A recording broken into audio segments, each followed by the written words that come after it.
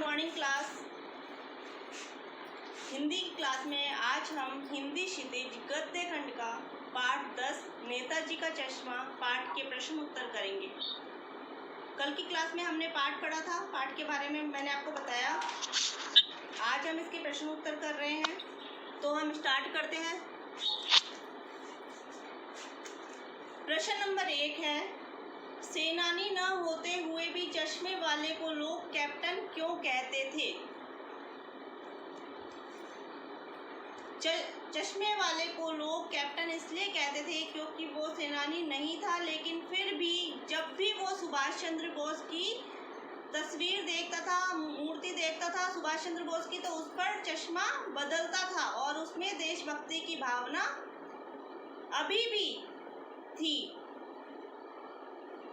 और जब भी वो चश्मा लगाता था, क्योंकि जब वो बिना चश्मे की वो मूर्ति देखता था तो उसे लगता था कि उसके दिल को चोट पहुंचती थी, उसका मन दुखी होता था कि सुभाष चंद्र बोस की तस्वीर बिना चश्मे के अधूरी है, इसलिए वो चश्मा बदलता था और उसमें देशभक्ति की भावना थी।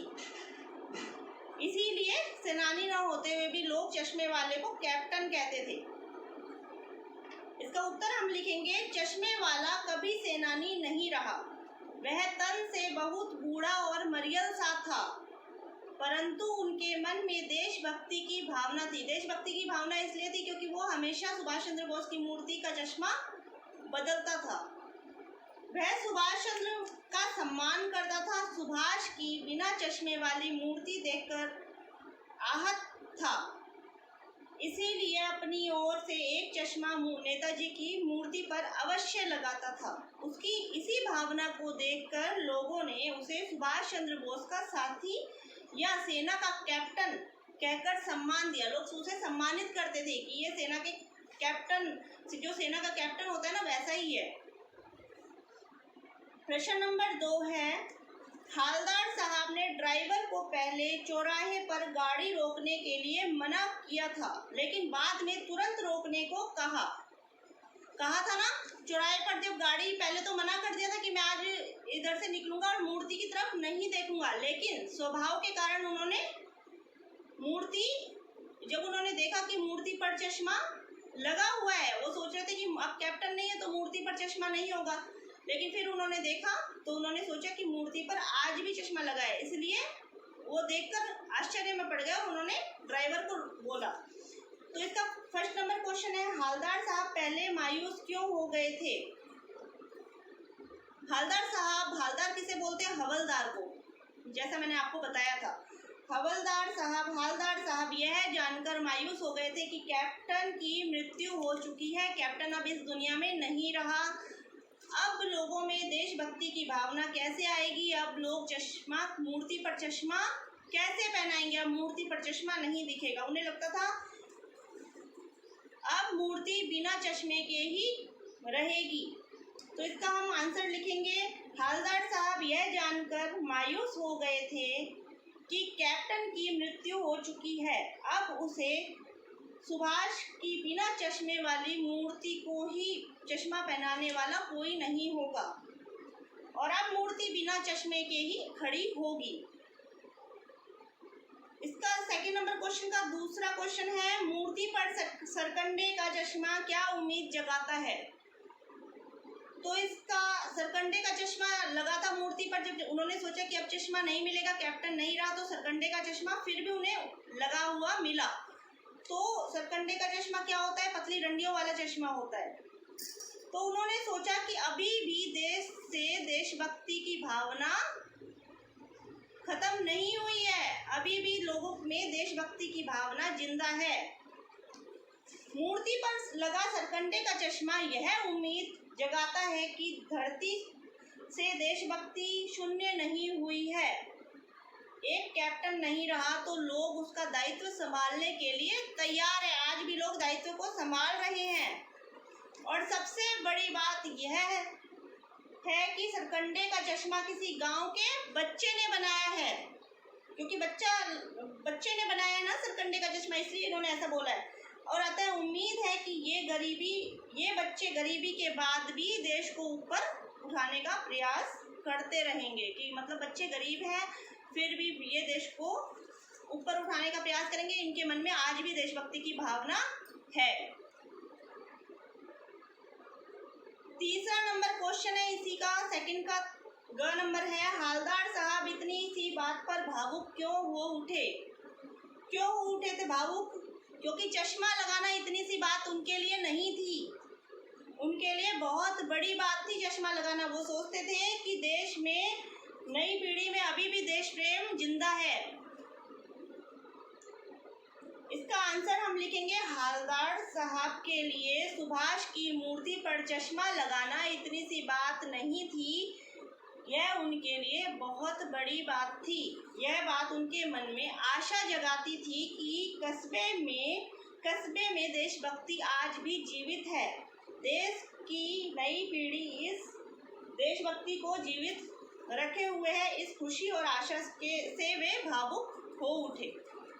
क्वेश्चन नंबर 2 समझ में आ गया। क्वेश्चन नंबर 3 है, आशय स्पष्ट कीजिए।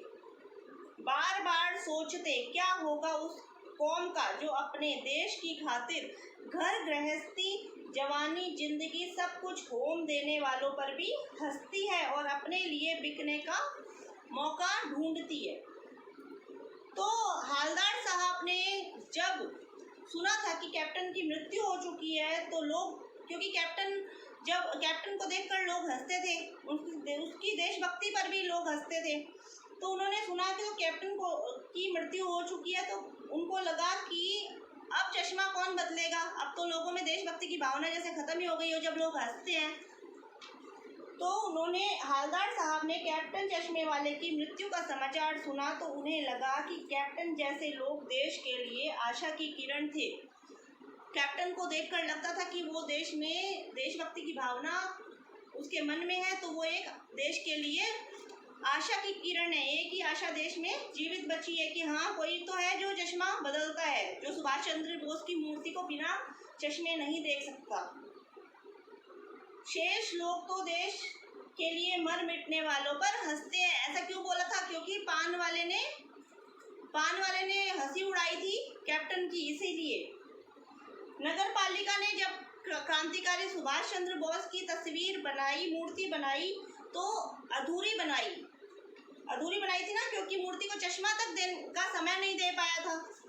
नगर पालिका चश्मा तक नहीं लगा पाई थी उस मूर्ति पर, और कैप्टन ने देश के लिए सारी जिंदगी लगा दी। तो आगे हम लिखेंगे, क्रांतिकारी सुभाष की मूर्ति बनवाई तो अधूरी बनाई, और उन्हें याद भी नहीं रहा, नगर पालिका को याद नहीं रहा कि जिस सुभाष की मूर्ति को चश्मा तक वे नहीं दे रहे हैं, और कैप्टन ने उसके लिए अपनी जिंदगी देश के लिए कुर्बान कर दी, देश के लिए लगा दी।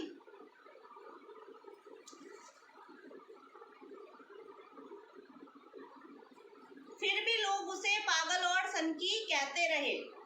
लोग कहते थे कैप्टन पागल है, सनकी है। जहां ऐसे स्वार्थी लोग रहते हैं, उस देश का भविष्य कैसे संवरेगा, उस देश का क्या होगा, ये सोचते थे।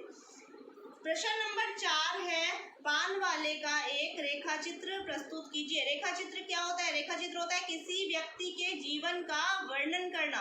तो पान वाले के बारे में बताना है।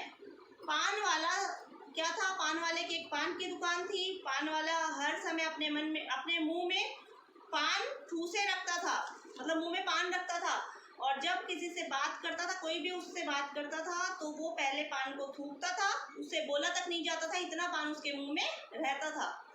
तो वो पान थूकता था और उसके बाद में किसी से बात करता था।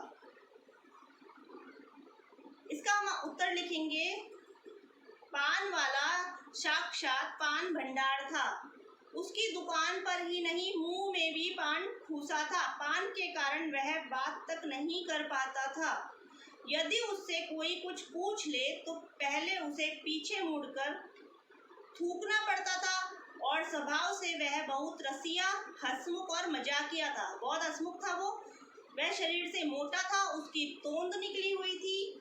जब भी हंसता था तो तोंद थिरकने लगती थी, और दांत लाल पीले हुए, लाल काले हुए दांत खिल उठते थे। जब हंसता था तो उसके पान की वजह से दांत लाल काले हुए रहते थे, और बातें बहुत बनाता था, बातें बनाने में उस्ताद था।